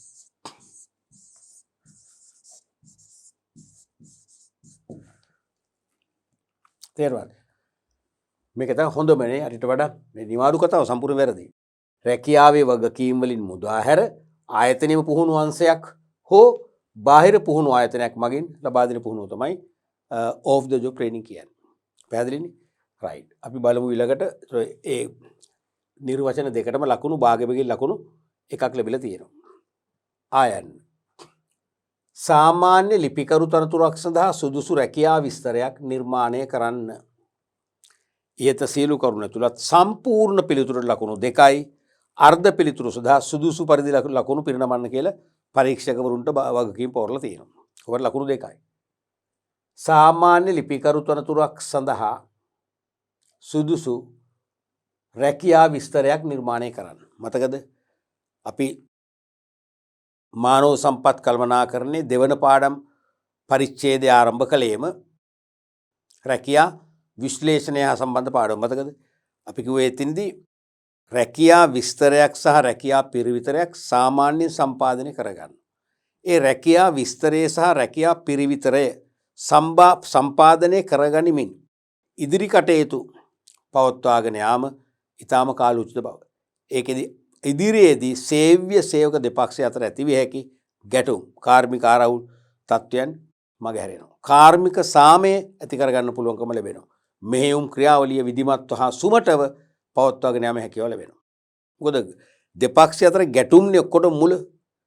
ව්‍යාපාරයක මෙහෙයුම් ක්‍රියාවලිය සුමටත්වය සුමට භාවය බැහැර වෙනවා දෙපක්ෂ අතර ගැටුම් ඇති වුණොත්. ගැටුම් ඇති වෙන්නේ ගොඩක් වෙලාවට රැකියාව ආශ්‍රිත කරුණු සම්බන්ධයෙන්. ඉතින් ඒ රැකියාව ආශ්‍රිතව ඇති වෙන්න පුළුවන් ගැටලු මගහැරෙනවා රැකියා විස්තරය සහ රැකියා පිරිවිතරය. රැකියා පිරිවිතරේ තියෙනවා යම් රැකියාවකට පත්වීමට පත්වීමට නම් අදාළ නවකයා තුළ තිබෙනු සුදුසුකම්. රැකියා විස්තරයේ තියෙනවා ඒ රැකියාවට පත්වන තැනැත්තාට රැකියාවට අදාළ ඉටු කළ යුතු කාර්යයන් මොනවද කියලා විස්තර කරලා. තේරුණාද? එතකොට ඒ රැකියා විස්තරය විශේෂයෙන් වැදගත් වෙන්නේ රැකියා විස්තරයේ තියෙනවා ඒ තනතුරට පත් වුණාම එයා කළ යුතු කාර්යයන්, මූලික කාර්යයන්, අතිරේක කාර්යයන්, සමහරට විටින් විට කළ යුතු කාර්යයන් තියෙනවා. එහෙම වුණා මේ කාර්යයන් යාට අයිති නැහැ කියන්න බෑනේ. නැත්තම් රැකියාව විස්තරයකින් තොරව ගියොත් එහෙම කියන්න පුළුවන් මම ආවේ ක්ලාක් තනතුරු වැඩ කරන්න. මට අයිති නැහැ ගේට් පාස් ලියන එක. මම ආවේ ක්ලාක් තනතුරු වැඩ කරන්න. තේරුණාද? මට අයිති නැහැ ආයතනයට අවශ්‍ය සංග්‍රහ ද්‍රව්‍ය වෙළඳ පොළ කියලා ගේන්න මට අයිති නැහැ. ඒක පියන්ට කියන්න මට බෑග් කරන්න. ඒ වගේ ගැටුම් ඇති වෙනවානේ. නමුත් එවැනි අතිරේක කාර්යයන් මේකේ දාලා තිබුණා මම මේව කරන්න ඕන. මොකද බොහෝ වෙලාවට සම්මුඛ පරීක්ෂණයේදී මට මේ රැකියාව විස්තරයක් පෙන්눔 කරනවා. සමහරට එකක් මම කියවා බලලා තේරුම් ගත්තා කියලා අස්සම් කරලා එකක් මගේ පර්සනල් ෆයිල් එකට දානවා. ඕක මගේ ඩියුටියක් නෙවෙයි කියලා ප්‍රශ්නයක් ඇති කරගත්තා මොකද කරන්නේ? පර්සනල් ෆයිල් එක දිගලා පෙන්නන මොකද්ද මේ තියෙන්නේ? ඔයා මේක කරන්න ඕනේ කරනවද නැද්ද? කරන්නේ නැත්නම් ඔයාට ඉල්ලස් වෙන්න පුළුවන්. මේ වැඩ කරන්න බෑ. තේරෙනවද? ඒ වගේ රැකියාවට අදාළ තනතුරකට අදාළ කටයුතු මතකනේ ටාක්ස් ඩියුටිස් ඒ කියන්නේ මොනවද? රාජකාරීන් විස්තර කර දක්වන ලියවිල්ල තමයි රැකියාව විස්තරය කියන්නේ. මෙන්න උදාහරණයක්. මුලින්ම රැකියා තනතුරු දාන සාමාන්‍ය ලිපිකරු. ශ්‍රේණිය හා වැටුප් ක්‍රම අපි දන්නේ නැහැ නේ ඉස්සරගේ ඉඩ තිබ්බට කමන්නේ ඕනනම් දැම්මට කමන්නේ. දෙකේ තුන ශ්‍රේණි. අපි ශ්‍රේණි දෙකයි කියලා තියෙන්නේ 1 2. දෙකේ තුන ශ්‍රේණියට තමයි මුලින්ම ගන්න. ඊට පස්සේ අවුරුදු දෙකකට පස්සේ යනවා දෙකේ දෙකට. තවත් අවුරුදු 3ක් ගියාම දෙකේ එකට. තවත් අවුරුදු 3කින් එකේ දෙකට. තවත් අවුරුදු 5කින් එකේ එකට. ඒ කියන්නේ කෙලින්ම පළවෙනි ශ්‍රේණියේ උපරිමයට ගියා. ඒතර වැටුප් වර්ධකත් ටික ටික වැඩි වෙලා නියමිත හොඳ පරිණත වැටුපුත් ලැබෙනවා. එහෙමනේ වෙන්නේ. ඒ වගේ ශ්‍රේණි අපි දානවා දෙක ශ්‍රේණිය. වැටුප් ක්‍රමය කියලා දාන්න බලන රුපියල් 35000 මූලික වැටුප. ඊට පස්සේ වැටුප් වර්ධක වැඩි වෙන ආකාර දානවා. 2500 වැඩි කිරීම 3. 2500 ගාන අවුරුදු 3ක් වැඩි වෙනවා. ඊට පස්සේ 5000 වැඩි කිරීම 4. 5000 ගැන අවුරුදු 4ක් වැඩි වෙනවා. ආදි වශයෙන් දාන්න පුළුවන්. ඊට පස්සේ වැඩ කරන කාලේ. සාමාන්‍යයෙන් වැඩ කරන කාලේ දාන්න ඕනේ. දැන් උදේ 8 හවස 5. කියලා හිතමුකෝ. එහෙම දැම්මේ නැත්නම් අපි උදේ 9ටත් එන්න පුළුවන්. 5ට කියලා කිව්වොත් අපි 4ටත් යන්න පුළුවන්. ඒ නිසා අනිවාර්යයෙන්ම සේවා කාලේ දාන්න ඕනේ. ඊට පස්සේ සේවය කරන අංශය නැත්නම් මොන දෙපාර්තමේන්තුවේ තමයි වැඩ කරන්නේ. එකම ආයතනයේ අංශ නැත්නම් දෙපාර්තමේන්තු තියෙනවනේ. ඒ මම අයත් දෙපාර්තමේන්තු අපි හිතමු ට්‍රාන්ස්පෝර්ට් ඩිපාර්ට්මන්ට් කියලා එනම් ප්‍රවාහන අංශය කියලා විතර ලියන්න පුළුවන්. ප්‍රවාහන අංශය. ඒ වගේම වගකිව යුත්තේ කාටද ඒකක් තියෙන්න ඕනේ. මම කාටද වග කියන්න ඕනේ. ඒ කියන්නේ මට පැවරූ රාජකාරීන් නිම කර වාර්තා කළ යුතු කෙනෙක් ඉන්න එපේ. සුපරීක්ෂක වෙන්න පුළුවන්, වැඩ මූලික වෙන්න පුළුවන්, ප්‍රධාන ගණකාධිකාරීවර වෙන්න පුළුවන්, විධායක අධ්‍යක්ෂකවර වෙන්න පුළුවන්, කළමනාකරු සම්බන්ධයෙන් නේ. ඒ වගේ වගකිව යුතු ගැන දක්වන්න ඕනේ. ඊට පස්සේ කාර්යයන් යුතුයකම් සහ වගකීම්. කාර්යයන් යුතුයකම් සහ වගකීම්. එතකොට කාර්යයන් දක්වනවා 1 2 කියලා. කරන යුතුයකම්. අපි තුමු යුතුයකම් තමයි ආයතනයේ ව්‍යාපාරික රහස් ආරක්ෂා කිරීම. ආයතනයේ දේපල ආරක්ෂා කිරීම. දේපල වංචා නොකිරීම වැනි දේවල්. වගකීම්. ආයතනයේ උන්නතිය වෙනුවෙන් තම උපරිම දායකත්වය හැම විටම ලබා දීම. කළමනාකාරීත්වය සමග සහයෝගයෙන් වැඩ කිරීම. වගකීම්. ඒවා එකිනෙක දාන්න පුළුවන්. ඒතර මේ කාර්යයන් එකත් මම ඉස්සෙල්ලා කිව්වා ඕනනම් දාන්න පුළුවන් මූලික කාර්යයන්. අමතර කාර්යයන් කියලා දාන්න පුළුවන්. ඒතර අමතර කාර්යයන් වලට ඕන එකක් දාන්න පුළුවන්. තේරෙනවද? එහෙම දැම්මොත් ඒ කාර්ය කරන්න බෑ කියන්න බෑ මට. කරන්න ඕනවා. ඊට පස්සේ සුපරීක්ෂණය. සුපරීක්ෂණය කරන ආකාරය තියෙන්න ඕන. සුපරීක්ෂකවරු මගින්ද සාම්ප්‍රදායිකව නැත්නම් CCTV කැමරා තාක්ෂණය භාවිතා කරමින් සිදු කරන ආදි වශයෙන් සුපරීක්ෂණ ක්‍රමය තියෙන්න ඕන. ඊළඟට කාර්ය සාධන ඇගීම් පරිපාටිය. ඒකත් අවශ්‍යයි. කාර්ය සාධන ඇගීම් පරිපාටිය. නැත්නම් performance appraisal system එක. නැත්නම් procedure එක. කාර්යඵල අගයනවා නම් ඒ කාර්යඵල අගයන ක්‍රමය මොකක්ද? වාර්ෂිකව අඛණ්ඩව සේවක හැසිරීම් චර්යාවන් නිරීක්ෂණය කර සේවකයන්ගේ ප්‍රධාන ගුණාංග වන සේවයට පැමිණීම, හොඳින් සේවයේ යෙදීම, වැඩට කැපවීම, සේවක සුහදත්වය, තේරෙනවද? නිවාඩු අඩුවෙන් ලබා ගැනීම වැනි නිර්ණායක ඔස්සේ සේවකයන් අගයන ආකාරය මේකේ පැහැදිලිව දැක්වෙන්න ඕනේ. මූලික වශයෙන් දල වශයෙන් ඔන්න ඔයගේ විස්තරයක් තමයි රැකියාව විස්තරයක තියෙන්නේ. මේ වගේ සම්පූර්ණ පිළිතුරක් නම් ලකුණු දෙකක් ගන්න පුළුවන්. රයිට්. අපි ඊළඟට බලමු දැන් මේ වගේම තමයි රැකියාව අහන්න පුළුවන් මොකද්ද? පිරිවිතරේ. රැකියා පිරිවිතර ඇහුවොත් මේ හා සමානම එකක් තියෙන්නේ. එතකොට මොකද අපි මූලික හයිලයිට් කරන සුදුසුකම්, අධ්‍යාපන සුදුසුකම්, ක්‍රීඩා සුදුසුකම්, සමාජීය සුදුසුකම් තේරෙනවද? ඒ වගේ සඳහන් කරන්න ඕනේ. ඊළඟට රෝමිලක්කම් 5 ප්‍රශ්නේ. රැකියාවක් සඳහා සම්මුඛ පරීක්ෂණයකට පෙනී සිටීමට අපේක්ෂා කරන පුද්ගලයෙකුට වැදගත් වන උපදෙස් නැත්තම් ටිප්ස් 6ක් සඳහන් කරන්න. 6ක්ම ඉල්ලනවා. හැබැයි තියෙන උත්තර මං හිතන්නේ ඔව් තියෙනවනේ. රැකියාවක් සඳහා සම්මුඛ පරීක්ෂණයට පෙනී සිටීමට අපේක්ෂා කරන පුද්ගලයෙකුට වැදගත් වන උපදෙස් නැත්නම් ටිප්ස් 6ක්. තේරුණාද? මේක හරිම ප්‍රායෝගික ප්‍රශ්නයක්. මම කැමතිම ප්‍රශ්නයක්. මම තීරි පාටින්ද මේ ගැන ගොඩ අවධාරණය කළා. මොකද සමහර අය සම්මුඛ පරීක්ෂණයට යන්න සුදුසුකම් ලැබුවා අය. අපේක්ෂිත සුදුසුකම් හොඳටම තියෙනවා. නමුත් සම්මුඛ පරීක්ෂණයේදී අසාර්ථක වෙනවා. හේතුව සම්මුඛ පරීක්ෂණයට නිවැරදිව අපි මුහුණ දෙන්නේ නැහැ. නිවැරදිව මුහුණ දෙන්නේ නැහැ. මම කිව්ව දවසක් මම මේ කතාව ඔබට කිව්ව කලින් දවසක මම දන්න අඳුන්න කම්පැනි එකට මගේ බැච්මේට් කෙනෙක් අමතලා මම මගේ ඉගෙන ගත්ත දරුවෙක් ගෑනු දරුවෙක් ගැන එයාව ගැන කියලා එයාගේ පවුලේ ප්‍රශ්න තාත්තා නැති වුණා වගේ ප්‍රශ්න කියලා ජොබ් එකට යවුවා. ඉන්ටර්විව් එකට එවන්න කියලා දිනක් දුන්නා. මට පොඩි ලියුම් කැලුත් එවන්න කිව්වා. මං කිව්වම මං ගොඩ දැන් ඒ සර් හරි එක විදියක් හරි කෙලින් වැඩ කරන කෙනෙක්, හරි චාම් කෙනෙක්. එයා ඔය බොරුවට විචුරුණ වලට එහෙම කැමති නැහැ. නිසා බොහොම චාම් ඇඳුමක් ඇඳගෙන පිළිවෙලකට ඩිසයින් කරනවා. කොණ්ඩේ හරි ඩිසයින් කරගෙන මං බොහොම සිංහලෙන්ම කිව්වා. චාම් ඇඳුමක් ඇඳගෙන බොහොම චාම් විදියට හැඩ වැඩ වෙලා යන්න මේ බොහොම සංසුන්ව මුහුණ දෙන්න මං විස්තර කිව්වා. එහෙම කිව්වම වැඩිපුර වැඩි වැඩ නැතුව චාම් ඇඳුමකින් සැරසිලා තේරෙනවද? බොහොම චාම් පිටුම හෙයාර් ස්ටයිල් ඔය මේ මුහුණේ එක පාට කිරීම ඔයගොල්ලෝ කරන ඒ වගේ දේවල් බොහොම චාම්ව කරගන්න කියලා කිව්වම මෙයා ගිහිල්ලා තියෙන්නේ ජීන්ස් වගේ එකක් දාගෙන කරත්ත රෝදයක් වගේ කරාබුද එකක් දාගෙන තොල් රතු කරගෙන තේරෙනවද? ඒ වගේම ජීන්ස් එකට උඩ টොප් එකක් ඇඳගෙන විවිධ නිකන් කෙලින්ම විනෝද ගමනක් ට්‍රිප් එකක් යනවා වගේ ගිහිල්ලා තියෙන්නේ. ඒතර මමත් නිකන් බාගෙට ගන්නවා වගේ තේරෙන්නේ. මට අර පොලෝ පලාගෙන යන තරම් ලැජ්ජාවක් ඇති වුණා. එහෙම බෑ. ඒ නිසා සම්මුඛ පරීක්ෂණයට අපි සහභාගී වෙනකොට පෙනී සිටින විට අයදුම් කරුවෙක් වශයෙන් අපි කරන්න ඕන දේවල් කීපයක් තියෙනවා. ඒක අපි කැලි දෙකකට කරනවා පෙර සූදානම කියලා. පෙර සූදානමයි නැත්තම් සම්මුඛ පරීක්ෂණයට මුහුණ දීමේදී. පෙර සූදානමයි සම්මුඛ පරීක්ෂණයට මුහුණ දීමේදී කරන්න ඕන දේවල්. එකක් තමයි අවශ්‍ය ලිපි ලේඛන සකසා ගැනීම. ඉන්ටර්විව් එකකට කෝල් කරාම අපිට දැනුම් දුන්නම අපි වහාම අවශ්‍ය ලිපි ලේඛන සකසා ගන්න ඕනේ. අපි හිතමු උසස් පෙළ සහතිකේ ඔරිජිනල් සර්ටිෆිකේට් එක අපි ගන්න ඕන ගිහිල්ලා. ඉසුරුපයන් ගන්න පුළුවන් විභාග දෙපාර්තමේන්තුවේ. අපි හිතමු උපාධි සහතිකයේ තියෙන ඔරිජිනල් එක නැහැ. ගන්න පුළුවන්. ඒ අවශ්‍ය ඩොකියුමන්ට්ස් ඔක්කොම හදා ගන්න.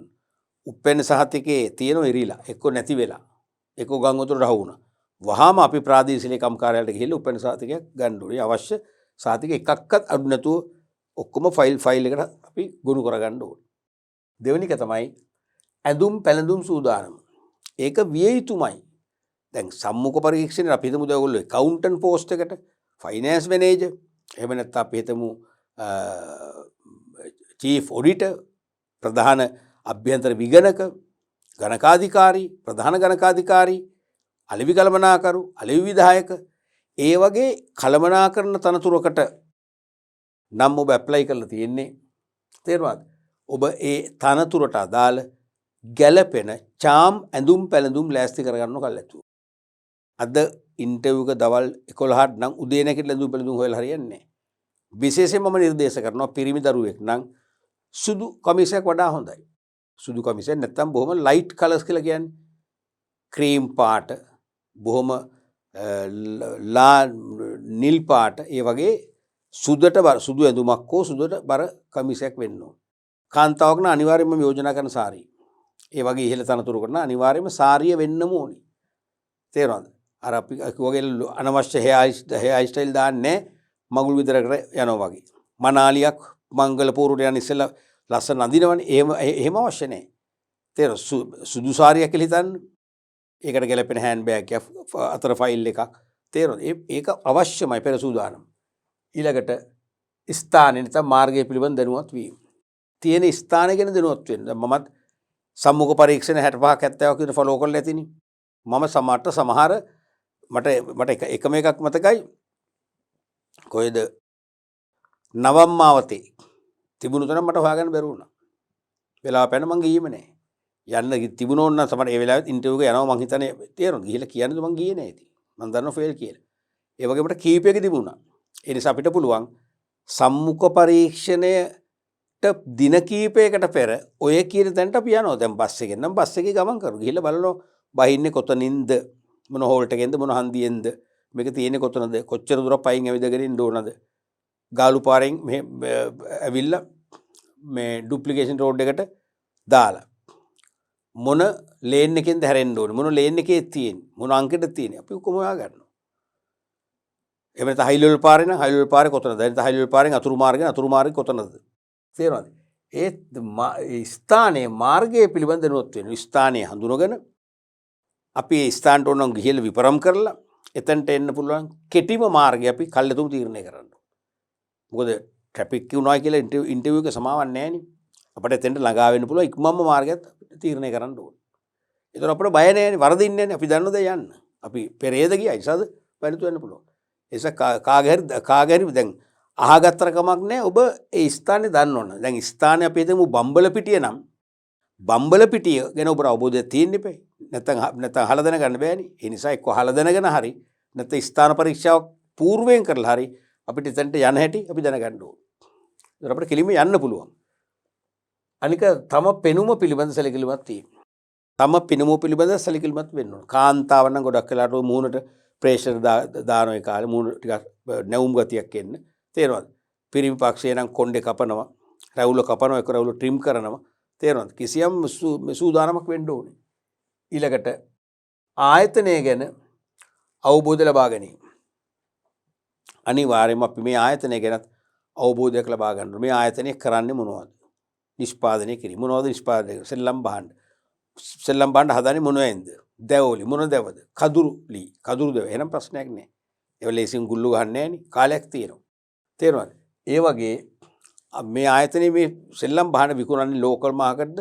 එහෙම නැත්නම් ෆොරින් මාකට්ද? ඒව අපි දැනගන්න ඕන කල්ලාතු. අනිත් එක નિયમિત වේලාවට වාර්තා කිරීම. નિયમિત වේලාවටම වාර්තා කරන්න. 8 කිව්වනම් 8ට 10ක් තීද්දිවත් එතනට යන්න ඕන. එක්ක 8ට 5ක් තීද්දි යනවා 8ටම ගිහලා හරියන්නේ නැහැ. තේරුණානේ? ඊළඟට සම්මුඛ පරීක්ෂණයේදී ඊට පෙර මම අරකට තව එකතුවක් කරන්න. ඔබ නොකරන එකක් නේ. තේරුණාද?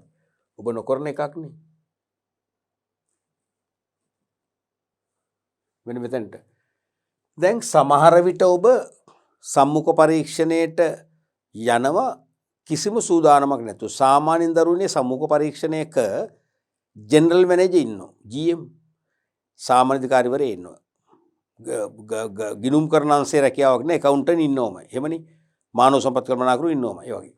ඒතර මේගොල්ලෝ කරන්ට් සිටුේෂන්ස් නැත්නම් වර්තමාන අලුත් තොරතුරු ගැන අපෙන් ප්‍රශ්න බොහෝ වෙලාවට අහනවා. එකක් සාමාන්‍ය දැනීම චෙක් කරන්න. නැත්නම් අපි රටේ ලෝකේ ප්‍රශ්න කෙරෙහි බලනවද? රටේ ආර්ථික දැවෙන ප්‍රශ්න අපි තේරුම් අරන් දෙන්නේ. එහෙම අවබෝධයක් ගන්න අනිවාර්යයෙන්ම ඒගොල්ලෝ අපෙන් ප්‍රශ්න කීපයක් අහනවා. උදාහරණයක් වශයෙන් ගත්තොත් සමහර ඒගොල්ලෝ අහනවා අපේ විනෝදාංශ අහන්න පුළුවන්. අපි කියනවා ක්‍රීඩා කරනවා. ඊපස්සේ මොනවද ක්‍රීඩා? ඊපස්සේ අපි කියනවා පිරිමි ළමෙන් නම් කියනවා නෙට් බෝල් ගහනවා කියලා ලැජ්ජයිනේ. එහෙම කියන්න බෑනේ. ක්‍රිකට් ක්‍රීඩා කරනවා, ෆුට්බෝල් කියනවා. ඊපස්සේ අහන පත්තර එහෙම බලනවා. ඒ වගේම සමාජ ජාලය වලට එහෙම ගිහිල්ලා රීඩ් කරනවා. ඉතින් අහන්න පුළුවන් අපෙන් පත්තරයක් ගත්තම මොනවද මුලින්ම කියවන්නේ? අපි කියනවා ක්‍රීඩා තොරතුරු. අන්න එතනදී ඒ වගේ තැනක අපෙන් අහනවා ගොඩක් අයට. මේ දැනට ලංකාවේ ක්‍රිකට් ටීම් එක එංගලන්ත සංචාරයකට ගිහිල්ලා තියෙනවා. අන්තිම වරට ඒ සහභාගී වූ තරගය මොකක්ද? වන් ඩේ මැච් එකක්ද T20ද ටෙස්ට්ද ඒක දිනුවේ කවුද? නැත්නම් ඒකෙදි සතක දෙකක් ලංකා පිටිකරු වාර්තා කරා. කවුද පිටිකරු දෙන්න? මොකද වෙන්නේ? පත්තර බලලා නැත්තම් මොකද ඒ උත්තර දෙන්න පුළුවන්ද? ප්‍රවෘත්ති බලලා නැත්තම් අඩු ගානේ මොකද්ද Facebook එකවත් ඔයගොල්ලෝ ෆලෝ කරලා නැත්තම් මොකද වෙන්නේ? උත්තර දෙන්න බෑ. අනිවාර්යෙන් බලනවා.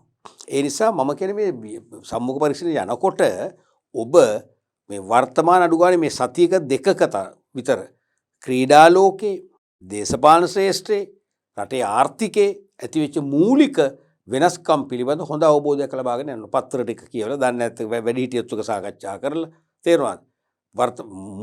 වර්තමාන අවසන් සති දෙකේ දේශපාලන වෙනස්කම්, ආර්ථිකමය වෙනස්කම්, ක්‍රීඩා ලෝකයේ ඇතිවෙච්ච පෙරලිකාර වෙනස්කම් ඒව ගැන හොඳ අවබෝධයක් අරගෙන යන්න. මොකද සාමාන්‍යයෙන් වහනවා.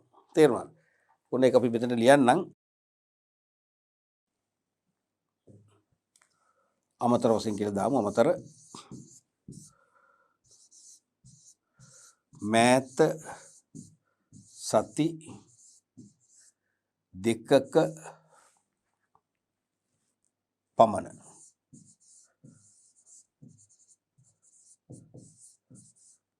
කාලය තුල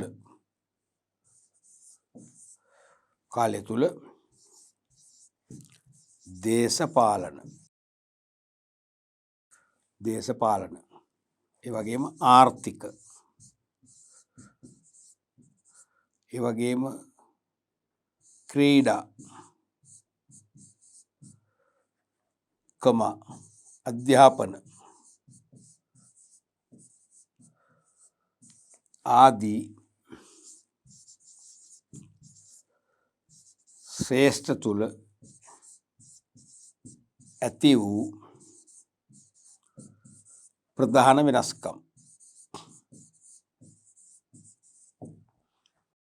මෙන්න මේ වගේ අවබෝධයක් ලබාගෙන යන්න ඕන මං කියන්නේ. පැහැදිලිද? රයිට්. ඊළඟට අපි මෙතනට ගියේ ඔය සම්මුඛ දැන් අපි පෙන්නු ඉස්සෙල්ලා කිව්වේ සම්මුඛ පරීක්ෂණයට පෙර සූදානම්. සති දෙකකට කලින් ඇවිල්ලා එදාට දවසටම ගිහිල්ලා මොන හරි අහන දෙයට උත්තර දෙන්න බෑ. අපි ලොකු සූදානමක් වෙන ඇඳුම් පැළඳුමේද ඇඳුම් පැළඳුම් සපත් දෙකද ටයි එකද සියල්ල සූදානම් වෙන්න ඕනේ. රයිට්. ඊට පස්සේ සම්මුඛ පරීක්ෂණයේදීත් අපි ක්‍රියාත්මක වෙන්න ඕන ක්‍රමයක් තියෙනවා. එකක් තමයි ආචාර කිරීම. අපි ආචාර කරන්නේ. සෙලුට් ගහනවා කියන එක නෙවෙයි. උදේ කනම් good morning sir කියාගෙන අපි යන්න ඕනේ. කාන්තාවක් හිටියොත් good morning sir පිරිමි දෙන්නෙක් නම් කාන්තාව එක්කෙනෙක් නම් good morning sirs and good morning madam. තේරුණා නැත්තම් කෙනෙක් මේ දෙන්න දිහා බලලා පිරිමි දිහා බලලා good morning sir, කාන්තාව දිහා බලලා good morning madam.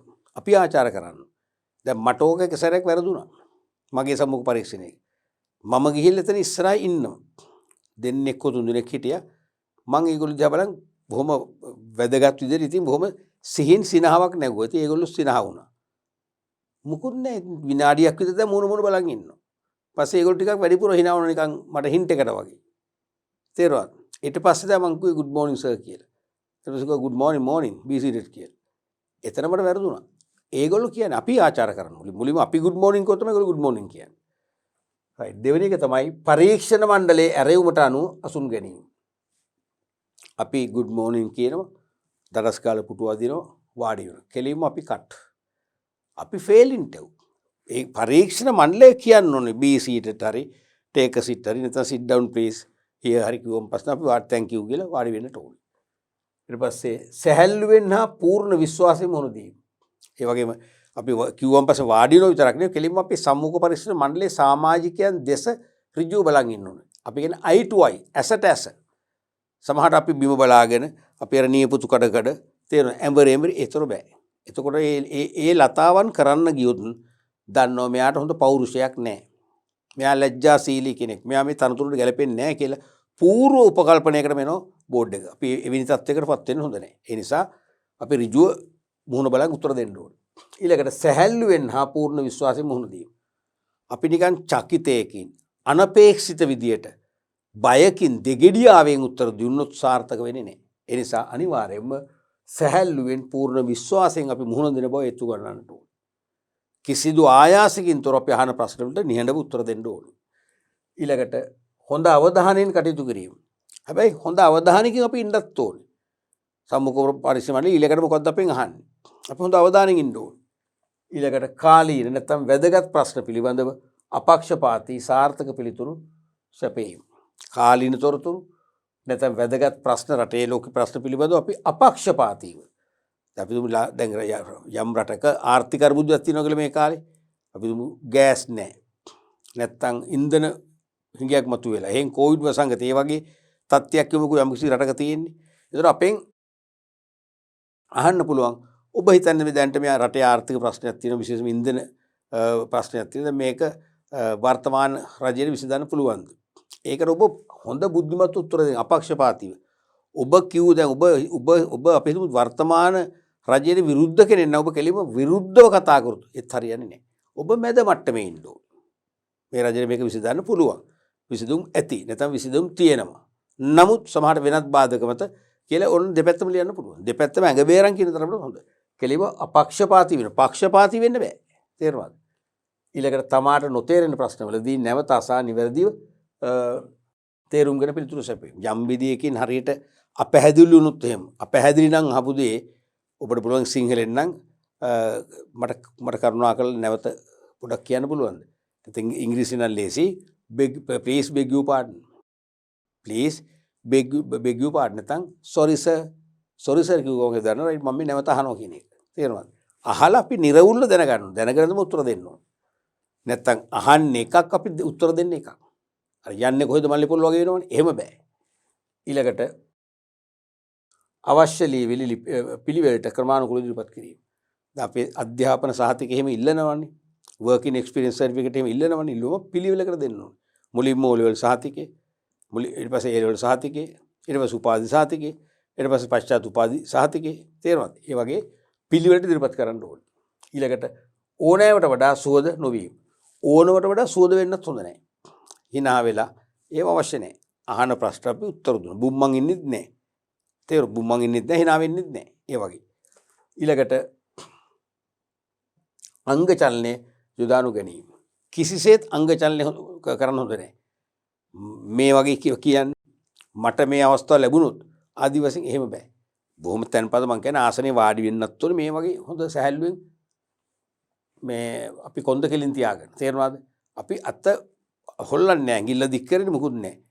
අඩු ගානේ මෙහෙම කරලොත් කියන්නේ අපි ඉල්ලීමක් වගේ දෙයක් කරන්න හොඳ නැහැ. ඊට පස්සේ පැහැදිලිව කතා කිරීම. කතා කිරීමත් පැහැදිලි වෙන්න ඕනේ. තේරුණාද? ඊට පස්සේ අංග සම්පූර්ණ පිළිතුරු සැපයීම. අහන ප්‍රශ්නෙට අපි කම්ප්ලීට් ආන්සර් එකක් දෙන්න ඕනේ. බාගෙට උත්තර දෙන්න බෑ. ඊළඟට අවස්ථාව ලබා දුනහොත් රැකියාව සම්බන්ධ ප්‍රශ්න පමණක් ඇසීම. දැන් අපට අවස්ථාව දුන්නොත් මොන හරි අහන්න කියලා. හරිද? මොන හරි අහන්න කියලා අපි අහනවා මේ හරි ඉඩම් මෙහෙම ලාභද.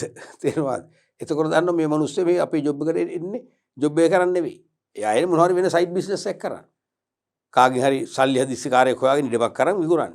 එහෙම නැත්නම් අහනවා මේ හරි කපල් එකකට නවාතැන් කරන ඇනෙක්ස් එකක් එහෙම තියෙනවද?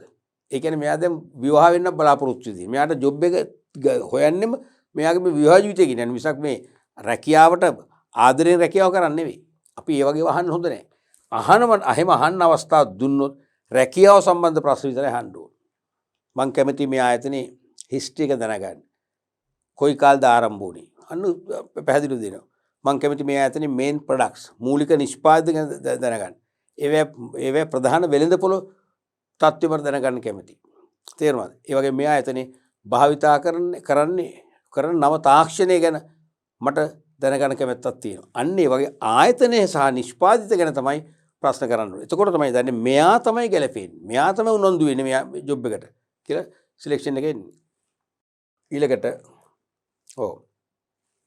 කරුණුකට ලකුණු භාගයේ බැගින් කරුණු 6ට ලකුණු 3ක්ම ගන්න පුළුවන්. පැහැදිලිනේ? 4 රෝම ඉලක්කම් 3. රැකියා විස්තරය සහ රැකියා පිරිවිතරය අතර ඇති සම්බන්ධතාවය පැහැදිලි කරන්න. රැකියා විස්තරය සහ රැකියා පිරිවිතරය අතර ඇති සම්බන්ධතාවය පැහැදිලි කරන්න. මතකනේ? රැකියා විස්තරය කියන්නේ කිසියම් රැකියාවකට පත්වන කෙනෙකුට රැකියාවට අදාළ ඉටු කරන්න සිදුවන කාර්යභාරයන් යුතුයකම් පැහැදිලි කරන ලේඛනය. රැකියා පිරිවිතරය කියන්නේ රැකියාවට පත්වීමට යම් කෙනෙකුට තිබිය යුතු සුදුසුකම් මොනවද කියලා විග්‍රහ කරන ලේඛනය. පැහැදිලිනේ? අහන්නේ මේ දෙකේ නිර්වචන නෙවෙයි සම්බන්ධය. රැකියාවේ ස්වභාවය හා ඒට අදාළ කාර්යයන් රැකියා විස්තරේ අඩංගු වන අතර රැකියාවට අදාළව පුද්ගලයා තුළ තිබිය යුතු මූලික සුදුසුකම් රැකියා පිරිවිතරෙහි අඩංගු වේ. මම දැන් කීපෙකමනේ තියෙන්නේ. සම්පූර්ණ නිවැරදි පිළිතුරු ලකුණු 3ක් ලැබෙනවා. සම්පූර්ණ නිවැරදි පිළිතුරු ලකුණු 3ක් ලැබෙනවා. දැන් ඔබට පේනවද මේ ප්‍රශ්නේ ඇහුවේ එකක් උත්තරේ එකක්. මේ උත්තරේ සාර්ථක නැහැ. රැකියා විස්තරය සහ රැකියා පිරිවිතරය අතර වෙනස පැහැදිලි කරන්න කියලා ඇහුවද නැහැ. වෙනස පැහැදිලි කරනකොට මේක හරි. වෙනසනේ අහන්නේ. රැකියාවේ ස්වභාවය හා ඊට අදාළ කාර්යයන් රැකියා විස්තරේ අඩංගු වන අතර රැකියාවට අදාළව පුද්ගලයා තුළ තිබිය යුතු මූලික සුදුසුකම් රැකියා පිරිවිතරේ අඩංගු වේ. එහෙනම් මේ දෙක නිර්වචනේ නම් හරි. ඇහුවේ නිර්වචනේ නෙවෙයි සම්බන්ධතාවය පැහැදිලි කරන්න. මේකේ ප්‍රශ්න දෙකක් තියෙනවා. එකක් තමයි සම්බන්ධතාවය. අනිත් එක තමයි පැහැදිලි කරන්න කියන එක තමයි දෙවෙනි ප්‍රශ්නේ. ඕ. එහෙනම් ප්‍රශ්න දෙකක් උත්තර දෙකක් එපේ දෙක නැහැ. ඒ නිසා මේක උත්තරේ මම හොඳම උත්තරේ කියන්නම්. පළවෙනි තරු ලකුණු කියලා ඒගොල්ලෝ ඒ කියන්නේ තරු ලකුණු දෙකක දානවා. පළවෙනි තරු ලකුණු දානවා සම්බන්ධ මොකද්ද? ඍජු සම්බන්ධයක් ඇත. දෙවෙනි තරු ලකුණු දානවා ඒ ඍජු සම්බන්ධයක් ඇත කියන එක ඔප්පු කරනවා. අපෙන් අහන්නේ සම්බන්ධනේ දරුවනේ. සම්බන්ධය ලියන්න ඕනේ. සම්බන්ධ ඍජු. මොකද්ද ඍජු කියන්නේ? පළමුව රැකියා විස්තරයද ඔබ හිතන්නේ හදන්නේ රැකියා පිරිවිතරයද? පළමුව රැකියා විස්තරය. ජොබ් ඩිස්ක්‍රිප්ෂන් එක. පළමුව රැකියා විස්තරය සම්පාදනය කරාම අපට පේනවා ඒ රැකියා විස්තරය අනුව මෙයාට කරන්න සිදුවන මූලික සහ අතිරේක කාර්යයන් මොනවද? එහෙනම් ඒ කාර්යයන්ට ගැලපෙන ආකාරයේ චරිතයක් නම් අපට රැකියාවට බඳව ගන්න ඕනේ. එහෙනම් සුදුසුකම් අන්න රැකියා විස්තරයට ගැලපෙන ආකාරයෙන් ඒ නවකයා තුල තියෙන සුදුසුකම් රැකියා පිරිවිතරයට ඇතුළත් වෙන ආකාරය තීරණය කරන්න ලේසියි. තේරෙනවද? දැන් රැකියා විස්තරය දන්නේ නැතුව අපිට පුළුවන් රැකියා පිරිවිතරේ සුදුසුකම් අනුමාන කරන්න බෑ. මොකද රැකියා විස්තරයේ තියෙනවා නවකයට රැකියාව ලැබුණාන් පස්සේ එයා ඉටු කළ යුතු කාර්යභාරයන් සහ යුතුකම්. එහෙනම් ඒකට මැච් වෙන්න තමයි රැකියාව පිරිවිතරය හදා ගන්න. අන්න ඒක අදහස ආවනම් තමයි වඩාත්ම හොඳ. පැහැදිලිනේ? ඊළඟට රෝමි ලක්කම් 4 අයන්න වශයෙන් අහපු ප්‍රශ්නය. සම්මුඛ පරීක්ෂණයක අරමුණ කුමක්ද? එකක් දැනගන්න එපෑනේ. ඇයි සම්මුඛ පරීක්ෂණයක් තියන්නේ කියලා? ලකුණු එකක ප්‍රශ්නයක්. රැකියාවට ඊටාම සුදුසු පුද්ගලයා තෝරා ගැනීම. සම්මුඛ පරීක්ෂණයක් තියන්නේ ඒකනේ. පුද්ගලයන් කීප දෙනෙකු අතර සැසඳීමක් කරලා රැකියාවට වඩාත්ම යෝග්‍යතම කෙනා තෝරා ගැනීම තමයි මේකේ එක අරමුණක් වෙන්නේ. තව අරමුණක් වෙනවා අයදුම්පතේ සඳහන් තොරතුරු වල සත්‍යතාව තහවුරු කර ගැනීම. අයදුම්පතේ ඇතුළත් කළ තොරතුරු වල සත්‍යතාවය තහවුරු කර ගැනීමත් මේ සම්මුඛ පරීක්ෂණ අරමුණක් වෙනවා. තේරෙනවද? පළවෙනි එක සුදුසුම් පුද්ගලයා තෝරා ගැනීම. ඒ කියන්නේ මූලිකම අරමුණ. දෙවෙනි එක තමයි ඇප්ලිකේෂන් එකේ අපි සඳහන් කරන තොරතුරු වල සත්‍යතාවය තහවුරු කරගන්නත් මේ සම්මුඛ පරීක්ෂණය වැදගත් වෙනවා. අපි තුමු අපිට ඉංග්‍රීසි චතුර ලෙස කතා කරන්න පුළුවන්, ලියන්න පුළුවන් කියලා දාන්න පුළුවන්. එහෙනම් අපිත් එක්ක ඉංග්‍රීසියෙන් සම්මුඛ පරීක්ෂණය මෙහෙවුවොත් මොකද වෙන්නේ? අන්න ඒක ඇත්ත තේරෙනවා. මට ඉංග්‍රීසි පුළුවන් බැරිද කියන එක. අන්න ඇප්ලිකේෂන් එකේ දාපු තොරතුරු වල සත්‍යතාවය තහවුරු වෙනවා කියන්නේ. අපි තුමු අමතර වශයෙන් ජර්මන් භාෂාව කතා කරන්න පුළුවන් කියලා තියෙනවා. කල්ලාතුම එහෙනම් මොකද කරන්නේ? ජර්මන් කතා කළ හැකි කෙනෙක් සමුඛ පරීක්ෂණ මණ්ඩලයේ තියෙනවා. එයාට ජර්මන් වලින් ප්‍රශ්න අහන්න කියනවා. උත්තර දෙන්න පුළුවන් කියන්නේ අවුලක් නැහැ. තේරෙනවා? අනේ වගේ ඒ තොරතුරු සත්‍යතාව තහවුරු කරගන්න. ඊළඟට තවදුරටත් අපි තුමු මේ සහතික ඒ සහතිකපත් වල සත්‍යතාවය තහවුරු කරගන්න තවත් අරමුණක් මේක. තේරෙනවද? දැන් සමහර අපි උපාධි සහතිකයක් අරන් එනවා. ඒක හොර සහතිකයක්ද කියලා බලන්න පුළුවන්. තේරෙනවද? ඒ වගේ සහතිකවල මුල් පිටපත් සාමාන්‍යයෙන් ගේන්න කියනවනේ ඔරිජිනල්ස් බලනවා. ඒ ඇප්ලිකේෂන් එකත් එක්ක අමුල් ලෙවල තියෙන පිටපත් නිවැරදි ඔරිජිනල් එකෙන් තරම් තියෙන්නේ. ඒකත් තහවුරු කරගන්න බලනවා. තව එකක් තමයි අයදුම්පතෙන් ලබාගත නොහැකි විස්තර ලබාගත හැකි වීම. දෙපාර්ශ්වයට අයදුම්පතෙන් ලබා ගන්න මතු කරගන්න බැරි දේවල්, ලබන්න බැරි දේවල්, මතු කරගන්න බැරි දේවල් මේ රැකියා මොකද්ද? රැකියාව සඳහා සම්මුඛ පරීක්ෂණ පැවැත්වීමෙන් ලබා ගන්න පුළුවන්. එයින් ඕනම එකකට ලකුණු 1යි. ඊළඟට රෝමිලකම් 5 ප්‍රශ්නේ. මනකල්පිත නම් යොදා ගනිමින් ආයතනයක රැකියාවකට ඉල්ලුම් කිරීම සඳහා භාවිතයට ගත හැකි ආකාරයේ ජීවදත්ත ලේඛනයක් CV එකක් කරිකියුලම් විටේ එකක් ලියා දක්වන්න කියලා කියනවා. මනකල්පිත නම් යොදා ගනිමින්. ඒතර නම් දාන්න අපිනේ. ඔව් ආයතනයක රැකියාවකට ඉල්ලුම් කිරීම සඳහා භාවිතයට ගත හැකි ආකාරයේ ජීවදත්ත ලේඛනයක් CV එකක්. ඔබ ඉස්සරහටත් ඕක කරන්න වෙනවනේ. රැකියාවකට යන්න ඔබට අවශ්‍ය වුණනම් පස්සේ උසස් පෙළ විභාගයෙන් ලියලා සමහර විට ප්‍රතිඵල එනකම්වත් විශ්වවිද්‍යාලයට යනකම්වත් ඔබට මේ CV එකක් කාටද දෙන්න වෙනවා. ෂෝට් ටර්ම් ජොබ් එකක් හොයාගන්න. මොනවද සම්පූර්ණ කළ ජීවදත්ත ලේඛනයේ ලකුණු 3යි. සම්පූර්ණ කරන්න මේ හිස්තෙන් තියන්න බෑ එතකොට. තේරෙනවද? එතකොට නම මොකද කරන්නේ? නම ලියනවා ඉතින්. Taman කැමති නම ලියනවා. තේරෙනවද? අපි හිතමු තමන්ගේ නම සුනිල් වෙත්තමුණි කියන්නකෝ. සුනිල් වෙත්තමුණි.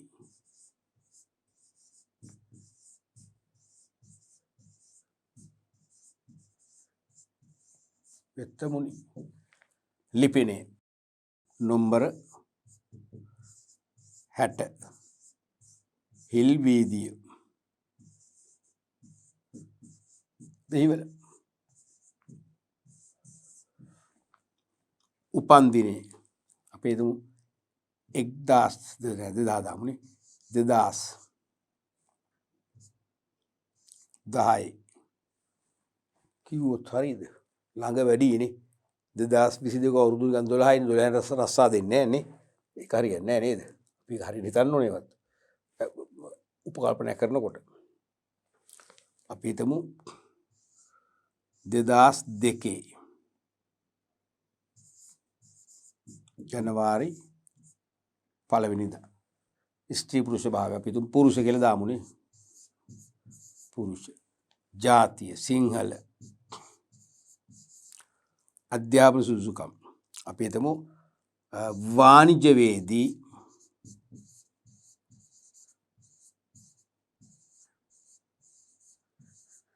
විශේෂ උපාධිය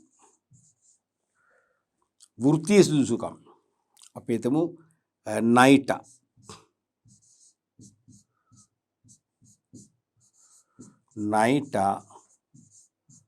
සහතිකපත් ලාභියෙකු වීම. ලැදියාවන් මොනවද මේ ලැදියාවන්? ක්‍රීඩා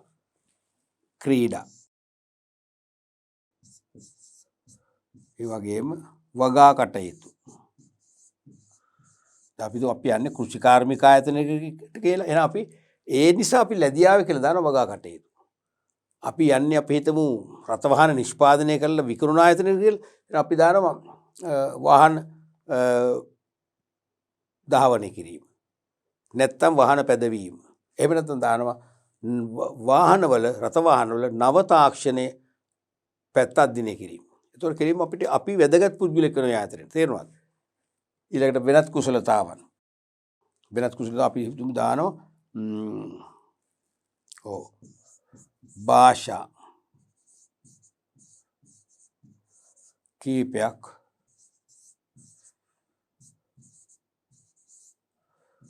කතා කළ හැකි බව. තොරතුරු ලබාගත හැකි පුද්ගලයන් දෙදෙනෙකුගේ නම් රිෆ්‍රේස් දානවා. අපි හිතමු එක විදුහල්පති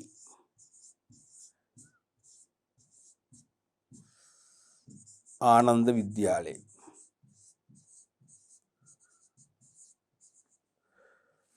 තව කෙනෙක් දානවා එඩ්‍රස් ඕනේ නැති එඩ්‍රස් එක ආනන්ද විද්‍යාලය කලඹුටෙන්.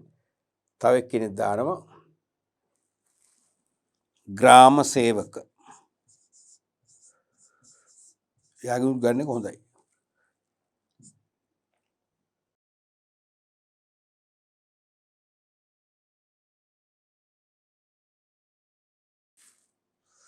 හාරසිය 95 ඩී අපි හිතමු කොළඹ දකුණ.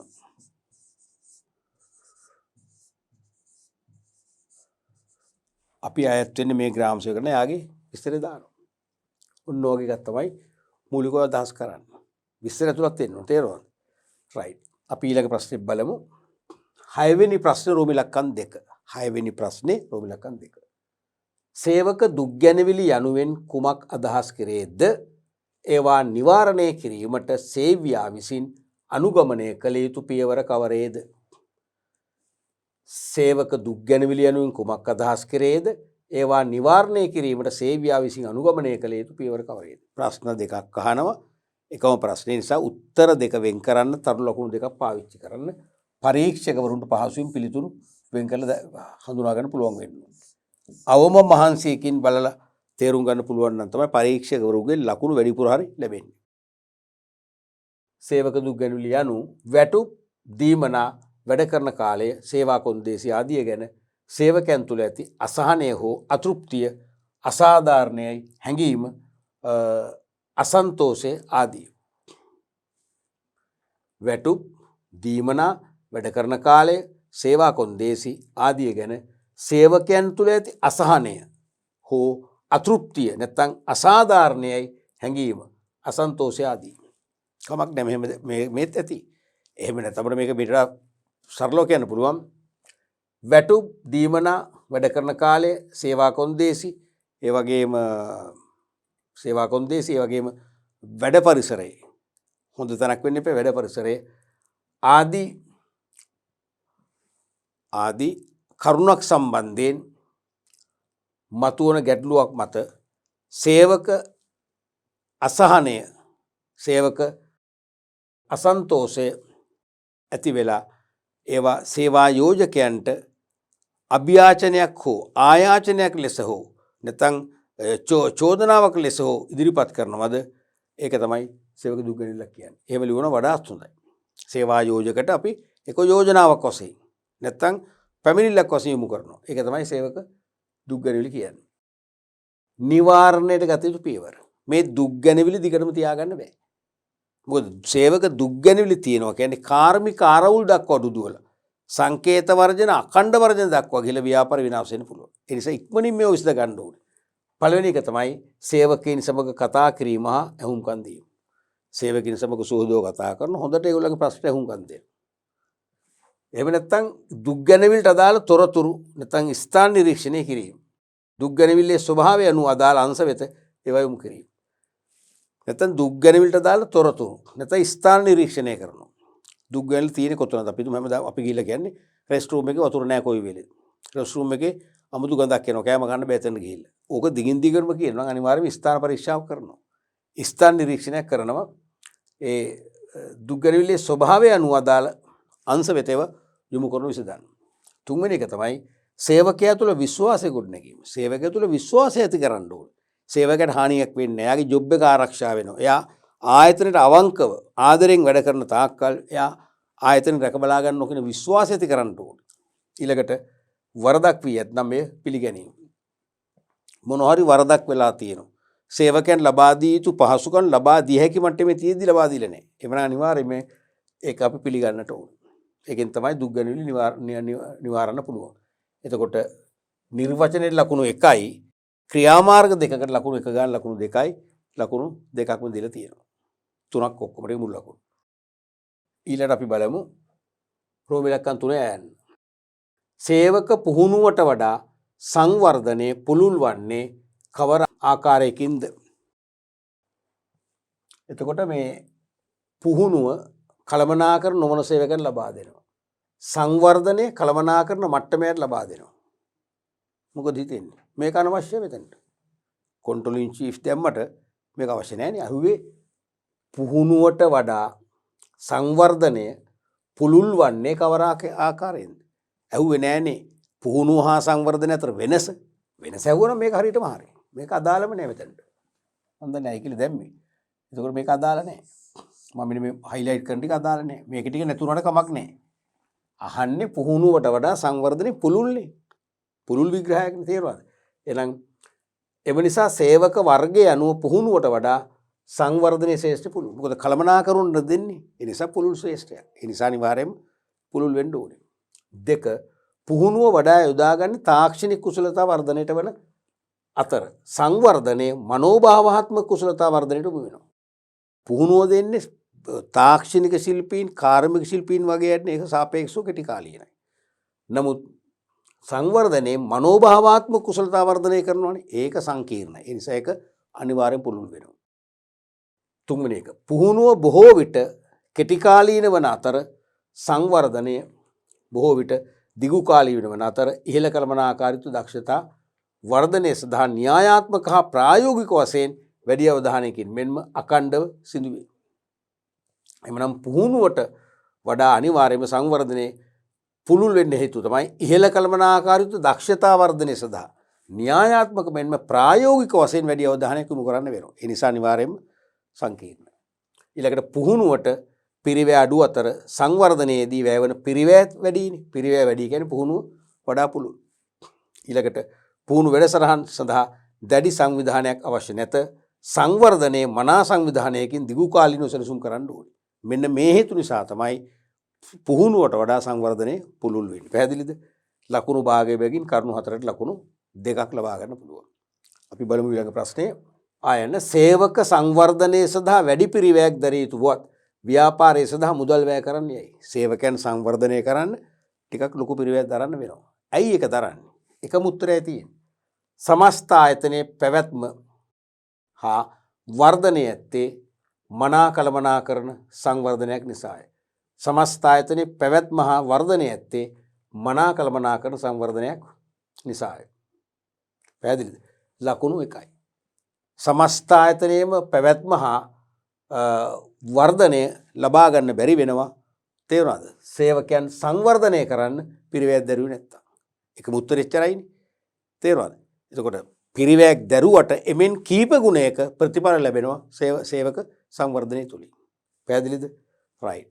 අපි අද පාඩම් පරිච්ඡේදයනුත් සාකච්ඡා කළේ 16 වන පාඩම් ඒකකයට දාල විභාග ප්‍රශ්න. මම හිතන්නේ විභාග ප්‍රශ්න සාකච්ඡාවේදී ඔබ තවදුරටත් විභාග ප්‍රශ්නවලට විශ්වාසයෙන් පරිපූර්ණ උත්තර ලියන්න කිසියම් ශක්තියක් මානසික වර්ධනයක් ලබා ගත්තා කියලා අපි ඉදිරි පාඩම් පරිච්ඡේදවලිනුත් තවදුරටත් මේ වගේ දීර්ඝ වශයෙන් සාකච්ඡා කරනවා. ඒ නිසා අපි ඉදිරි පාඩම් පරිච්ඡේදවලදී නැවත හමු වෙන්න බලාපොරොත්තු වෙමු.